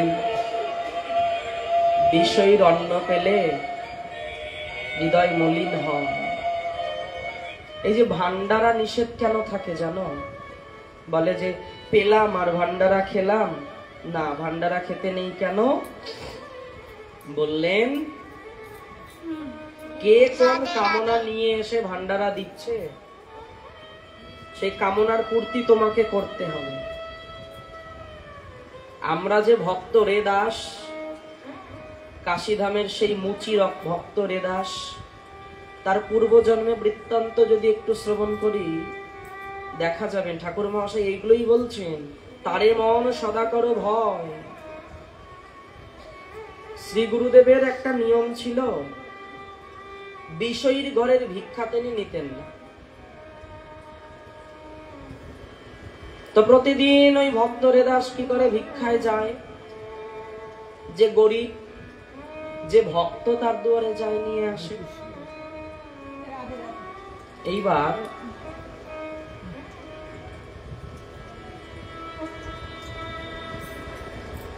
একদিন ভিক্ষায় বেরিয়েছে যখন, প্রচন্ড ঝড় বৃষ্টি, কোন ঠাই না পেয়ে এক দোকানির বারান্দায়, দোকান ঘর ব্যবসায়ী তার বারান্দায় এসে দাঁড়িয়েছে। সেই দোকানি বলতে লেগেছে, শোনো তোমাকে প্রত্যেক দিন বলি যে তুমি একটু আমার দোকান থেকে কোনো চাল ডাল তেল নুন এগুলো নিয়ে যাও, তুমি প্রত্যেক দিন আমাকে ঘুরিয়ে দাও, নেও না। বলো তোমার গুরুদেব নাকি বিষয়ীর কিছু গ্রহণ করে না। আজ তো বৃষ্টি নেমেছে, বৃষ্টি কতক্ষণে ছাড়বে ও বলা যায় না, তাহলে আজ তো নিয়ে যাও। না না, আমার গুরুদেবের আদেশ, আমি বিষয়ীর কোনো বস্তু নেব না। বলেন আজ তো বৃষ্টি, তুমি যদি কিছু ভিক্ষা না পাও তাহলে তো তোমার গুরুদেব অভুক্ত থাকবে, গুরুদেবের কথা চিন্তা করে অন্তত পক্ষে নিয়ে যাও।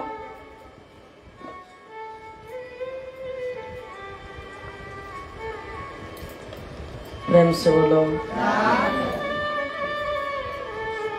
গুরুদেবের কথা চিন্তা করে অন্তত পক্ষে নিয়ে যাও। বললেন ঠিকই তো বলছে, বৃষ্টি কখন থামবে তা তো বুঝতে পারছি না, কিছু না নিয়ে গেলে গুরুদেবও অভুক্ত থাকবে। বেশ দাও আজকে, মানে বাধ্য হয়ে কিছু নিল, নিয়ে গিয়ে রন্ধন করলো, করে ভোগ লাগালো। ভোগ লাগিয়ে গুরুদেবকে যখন প্রসাদ দিয়েছে, গুরুদেব এক গ্রাস মুখে দিয়েই উঠে দাঁড়িয়ে বলছে, কার ঘরে ভিক্ষা করেছো? বলে গুরুদেব মিথ্যা কথা কি বলবো, ওই দোকানের ঘরের থেকে ভিক্ষা এনেছে। বলে তুমি জানো ও কি জন্য তোমায় এই ভিক্ষাগুলো প্রত্যেকদিন দিতে চায়? এক রাজা ওর কাছে সেই সমস্ত দ্রব্য দিয়ে গেছে। কোন ঋষি বা কোনো একজন গণনা করে বলেছেন, যদি তুমি ওই বৈষ্ণবকে বা কোনো বৈষ্ণবকে কিছু ভান্ডারা দিতে পারো, তাহলে তোমার ঘরে সন্তান হবে, নাহলে তোমাকে নিঃসন্তান থাকতে হবে। কিন্তু ওর এ জন্ম কেন, আগত কয়েক জন্মে সন্তান নেই। এখন তুমি ভান্ডারা নিয়ে এসেছো, গ্রহণ করে ফেলেছি, এখন এই বাক্য সত্য করতে হবে, সন্তান দিতে হবে। কিন্তু ওর তো সন্তান যোগ নেই, সন্তান কোথায় পাবে? গুরুদেব কি করব? বলে তোমাকে যেতে হবে। রাধে রাধে। কোনো উপায় নেই। গুরুদেবের চরণ ধরে চোখের জল ফেলে বলছে, গুরুদেব আমায় চরণ ছাড়া করো না। না, যখন তুমি ভান্ডারা এনেছো, তাহলে ভান্ডারার ফল তো তোমায় দিতেই হবে, তোমার সুকৃতি থেকে সেই ভাগ দিতেই হবে।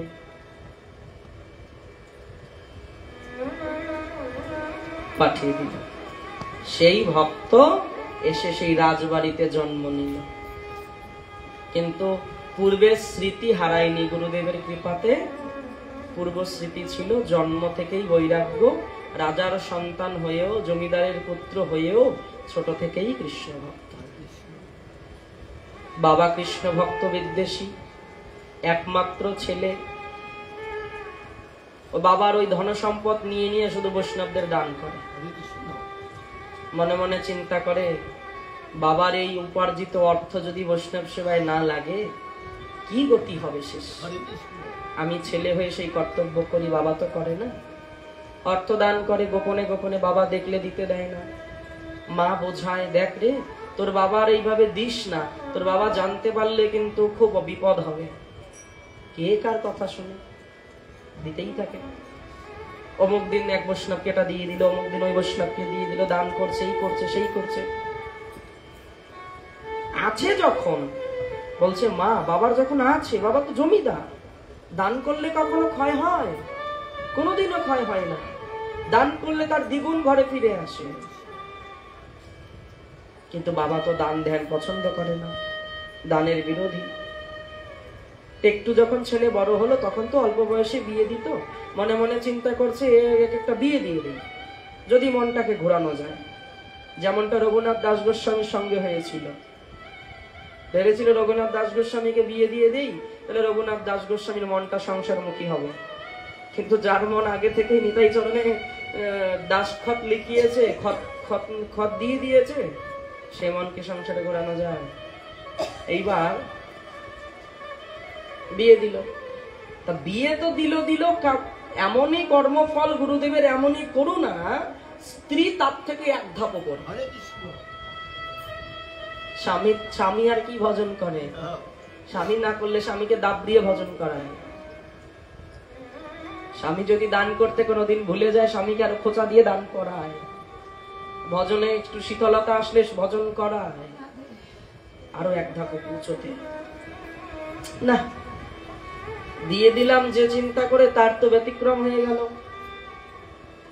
এখন ডবল দান হচ্ছে, ছেলেও দিচ্ছে, বৌমাও দিচ্ছে, আমার তো ভান্ডার খালি হয়ে যাবে।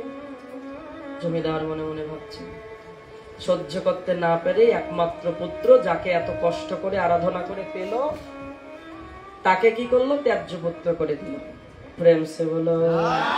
এটাই সংসার। যতক্ষণ তোমার স্বার্থ আছে ততক্ষণ সম্পর্ক, স্বার্থ শেষ তখনই সম্পর্ক শেষ। বের করে দিল একমাত্র পুত্র, কিচ্ছু দিল না সঙ্গে, ভিখারি করে বের করে দিল। হরিদাস মনে মনে ভাবছেন আমি তো এই চেয়েছিলাম। রাধে রাধে। কি করে ওই কাশীধামের গঙ্গার ঘাটের কাছে পড়ে থেকে জুতা সেলাই করে। সবার জুতা নয়, হরে কৃষ্ণ। যারা ভক্ত বৈষ্ণব তাদের জুতা সেলাই করে। জুতাগুলা সেলাই করে আর বক্ষে দলা, গৌর হরি বলো। সেই চরণের দোলাগুলো মস্তকে আর সেলাই করে দেয় যত্ন করে। পরিবর্তে কিছু মোহর দিতে গেলে নিতে চায় না। কত কত বৈষ্ণব বলে শোনো, তোমার ঘরেও তো ঠাকুরজি আছে, তারও তো ভোগের প্রয়োজন, তারও তো একটা আগরবাতি ধূপকাঠির প্রয়োজন। গৌর হরি বলো। যে যা খুশি হয়ে দেয় তাই নেয়, দিয়ে সংসার চালায়। এই সেই রেদাস জানো। একদিন এক মহাবিদ্যান পণ্ডিত সদল বলে গঙ্গা স্নান করতে যাচ্ছে। সেদিন গঙ্গা স্নানের যোগ ছিল।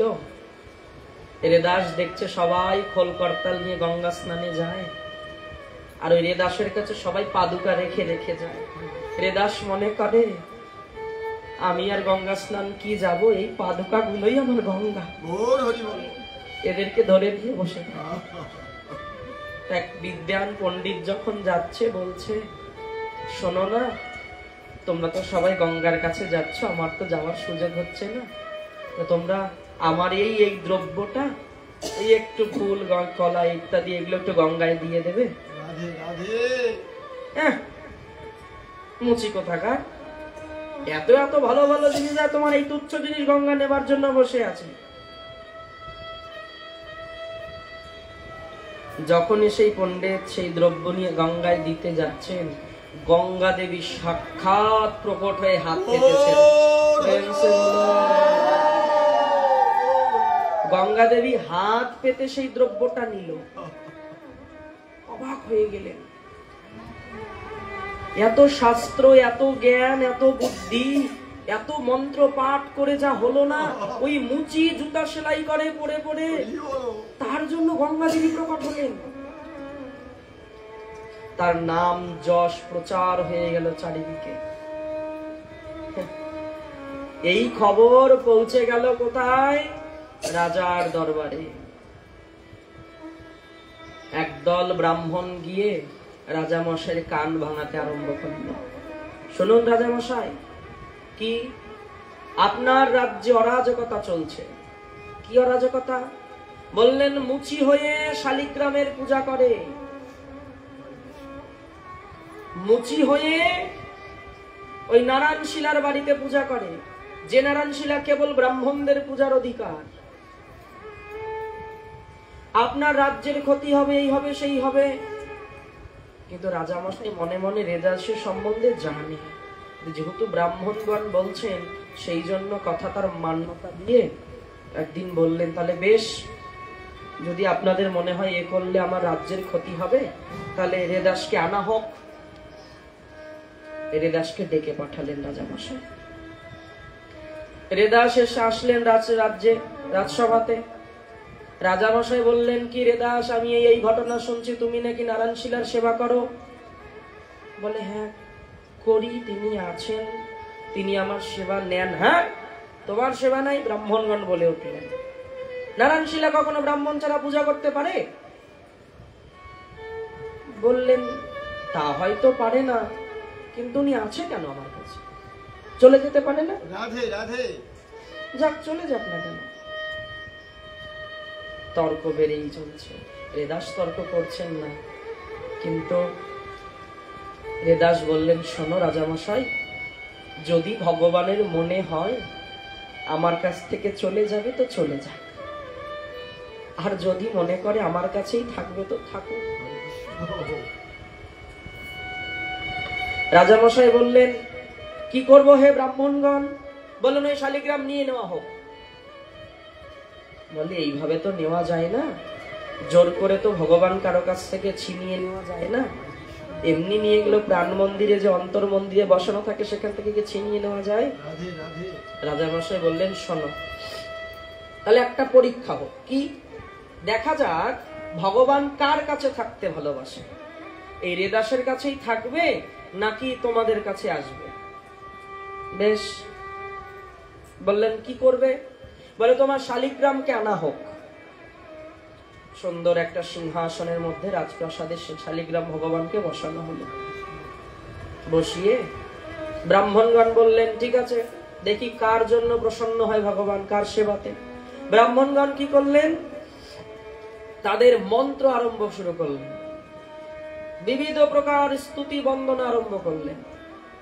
মন্ত্র করতে করতে করতে করতে ব্রাহ্মণগণের মুখ দিয়ে ফেনা উঠে যায়, কিন্তু শালিগ্রাম ভগবান নড়েও না, চড়েও না, কিছুই করে না। ক্লান্ত হয়ে বললেন ব্রাহ্মণগণ। রাজামশাই বললেন, তাহলে তোমরা যখন ক্লান্ত হয়ে পড়েছো, তাহলে এইবার রেদাস করুক, দেখি কি হয়, তার পূজা করুক সে। রেদাস কিচ্ছু করেনি, তার সেই প্রেম করতালটা হাতে নিয়ে ভগবানের চরণে একটা ভজন নিবেদন করলেন। ভজনের ভাব কি? বললেন, হে দয়াময়, তোমার যদি মনে হয় আমার কাছে তুমি অনাদরে আছো, তুমি চলে যাও। আর যদি মনে হয় অভাগার কাছেই তুমি থাকবে, তো থাকো। যখনই এই মনোভাব ব্যক্ত করলেন রেদাস, শালিগ্রাম ভগবান শুধু নড়ল না, উঠে সচল হয়ে রেদাসের কোলে এসে বসলেন। প্রেম সে বলো।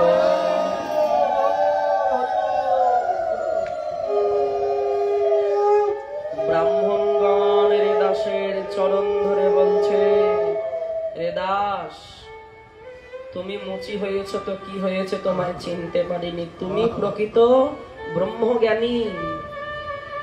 এই রেদাস বলেছিল কথাটা কি, মন চাঙ্গা তো কাঠতি মে গঙ্গা। প্রেম সে বলো। শুধু গঙ্গায় গেলেই গঙ্গা স্নান হবে এরকম কোনো ব্যাপার নেই। যদি মন ঠিক রাখা যায় তবে মন তো আর এমনি ঠিক থাকবে না, আচরণ করলে মন ঠিক থাকবে। কি আচরণ? ভক্তি আচরণ। तुलसी पूजने से हरि मिले तो मैं पूजो तुलसी झाड़, पाथर पूजने से हरि मिले तो मैं पूजू पहाड़, नित्य नहाने से हरि मिले तो जल जंतु में हो, फल मूल खा के हरि मिले तो मैं भी बंदर हो, तृणभकन से हरि मिले तो बहुत मिले अजा, नारी चरण से हरि मिले तो बहुत मिले खोजा, दूध पीने से हरि मिले तो बहुत गोवत्स वाला, मीरा कहे बिना प्रेम से ना मिले नंद लाला।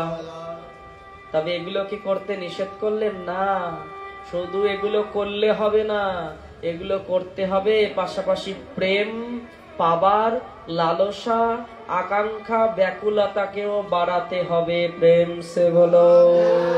হরে কৃষ্ণ কৃষ্ণ কৃষ্ণ হরে হরে, হরে রাম রাম রাম হরে হরে, কৃষ্ণায় বাসুদেবায় হরে পরমাত্মনে প্রণত ক্লেশনাশায় গোবিন্দায় নমো নমঃ, কৃষ্ণায় বাসুদেবায় দেবকী নন্দনায় চ নন্দ গোপ কুমারায় গোবিন্দায় নমো নমঃ।